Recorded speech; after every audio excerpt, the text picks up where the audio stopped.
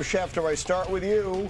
I keep coming back to this. What are the chances Aaron Donald signs with the Rams in time for their Week 1 game in Australia? Well, it continues to feel like it's trending that way, Greeny. But Aaron Donald ultimately has to give the sign-off, and then he and the Rams would have to rework his contract, being that he's scheduled to be paid $30 million. So there are issues to get through, but it does seem to be moving in that direction. Tim, let's talk about Caleb Williams in Chicago.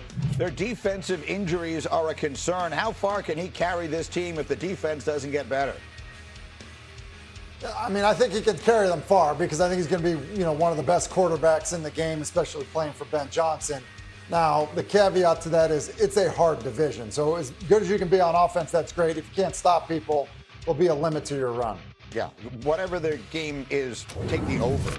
And then finally, Jordan, everyone is talking about the Dallas rookie, Caleb Downs. What can he bring to this defense in his first season? Well, I think he's going to be the defensive rookie of the year. Instantly, he's the best football player on that side of the ball. Communication, leadership, tackling, all things that defense desperately needed, and Christian Parker is going to move him all over the place. Safeties were terrible in coverage last year for the Cowboys. They're instantly better in that area, and he's going to be a weapon. He can play at all three levels.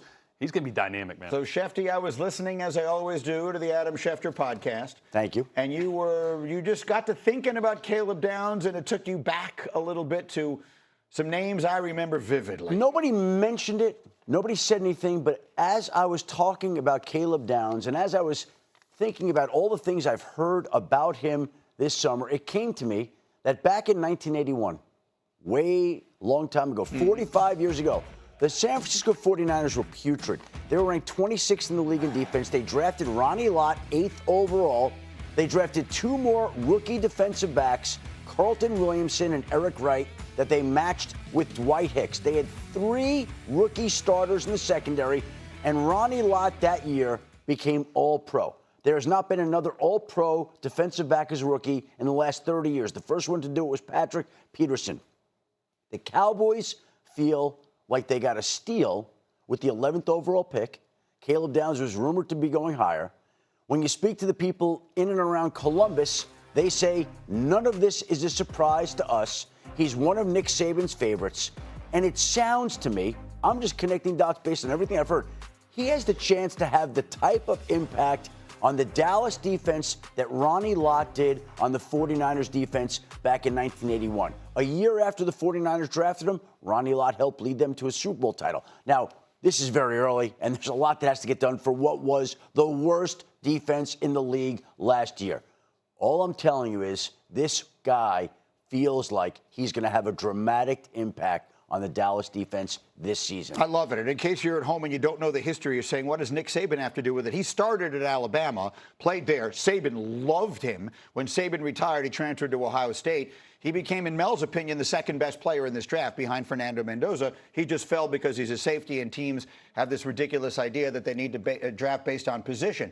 So, Tim Hasselbeck, as we sit back and we look at Downs, and he's not the only one. They've made so many acquisitions on defense, so many pieces, fortifying with the trades they made last year, including Quinnen Williams.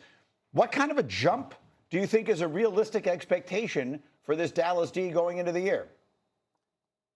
I think they're the best team in the NFC East, so we just start there. And then a lot of times, we talk about the Cowboys all offseason for contract disputes and things like that. They're a legitimate contender. I think they're going to have the best offense, or close to it, the best offense in football. And now all of a sudden, when you look at all of the defensive acquisitions, change in scheme, all that, if they're just moderately better on the defensive side of the ball, they're a real threat. So, look, I think they are absolutely a Super Bowl contender. And if what Adam is saying in terms of the impact of Downs, now all of a sudden, pour a little gas on that theory. What do you think, Jordan? Yeah, I've sat down with Nick Saban talking about Caleb Downs, saying he's one of the smartest football players he's ever coached. And why does that matter? One of the worst areas that Dallas was on that side of the ball last year was giving up explosive plays, especially through the air. A lot of that, some is scheme. Part of that is alignment and understanding of what's coming. And Caleb Downs is the kind of guy that his instincts and identification are unbelievable. So the reason I mentioned communication as one of the things he's going to add right away is communicating on what the offense is doing. When they're in this alignment, think about Luke Kuechly. One of the reasons he's a Hall of Famer is because he could see things coming before they came. And that's what Caleb Downs is able to do at every level with Nick Saban Saban, with Matt Patricia, that's going to instantly make all the other 10 guys around him on defense that much better. So if that is the type of player that we're talking about, what did Luke Kuechly do for the Carolina Panther defense? Yeah. Right? He makes Super Bowl, and he makes everybody around him better. Yeah. I'm just telling you, this defense is going to be better than people think. Everybody's expecting this awful, putrid defense, the way they were with the 49ers defense back in the early 80s. And when you get a player like this that thinks the way he does, that plays the way he does, that reacts the way he does, sometimes it transforms the entire unit. I love the comparison, and I love Tim's confidence. Best team in the division. Be very interesting. Set up time for a camp cam, and this one is unique. Great job by the Eagles social media team. This is a view from inside the face mask of Jalen Hurts. You are seeing what he is seeing. This is what the quarterback is seeing in a goal line situation. Last I checked, this had over 13 million views and counting. Look how fascinating that is. Look at the unbridled chaos that it appears to the naked eye or to the untrained eye. Your eye is a lot more trained than mine. So take us through that. What is it he is seeing as all I'm seeing are things moving indiscriminately? Yeah, so you want to play quarterback in the NFL, okay? I'm going to show it one more time, full speed. Walk the line of scrimmage, a lot of chaos going on. We got to snap the ball. You snap the ball, okay? I'm looking this side. There's 3 receivers over there. There's 2 backside. What do I do? Throw a touchdown. So what actually happened in that chaos? Yeah. Jalen Hurts going to walk the line of scrimmage. Where are my safeties? And you see this. There's nobody back here. So you know it's going to be man coverage, some form. It always is down in the goal line. But here's what I like, because he's going to work a 3-receiver combination over to this right side. I'm going to show you what he's actually looking at. The ball's going to get snapped right here. Right here. Okay.